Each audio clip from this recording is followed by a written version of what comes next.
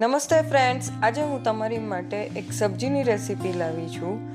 આ સબ્જીમાંથી તમને ભરપૂર પ્રમાણમાં પ્રોટીન મળી રહેશે. સૌપ્રથમ એક મિક્સર બ્લેન્ડરમાં સમારેલી પાલક, કોથમરી, કાજુ, આદુ, મરચાં, લસણ અને થોડું પાણી નાખીને સારી રીતે બ્લેન્ડ કરી લેવું. ત્યારબાદ એક કુકરમાં ઘી મૂકો, તેમાં જીરું નાખો. જીરું તતડી જાય એટલે તેમાં હિંગ, હળદર અને મીઠું નાખો.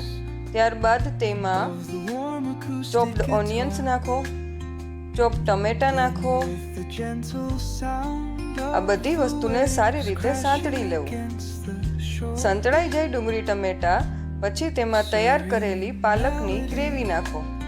પછી તેમાં ગરમ મસાલો, ધાણા જીરું, કિચન કિંગ મસાલો અને સ્વાદ પ્રમાણે મીઠું નાખીને સારી રીતે હલાવી પછી તેમાં દહીં નાખો.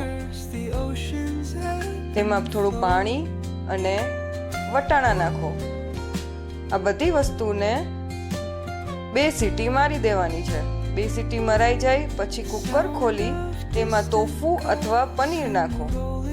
સબ્જી ઉપર તડકા માટે એક પેનમાં થોડું ઘી મૂકો. એમાં ઝીણું સમારેલું લસણને સાંતળો. સંતળાઈ જાય પછી ઉપર કસૂરી મેથી અને લાલ મરચું નાખો. પછી આ વઘારને તૈયાર કરેલ સબ્જી ઉપર નાખી દો. સો ફ્રેન્ડ્સ, રેડી છે ઇઝીલી અને ઝટપટ બની જાય એવી પાલક પનીરની સબ્જી. આ સબ્જીમાં પ્રોટીન પણ ભરપૂર પ્રમાણમાં મળે છે. So friends, like, share and subscribe my channel. Thank you.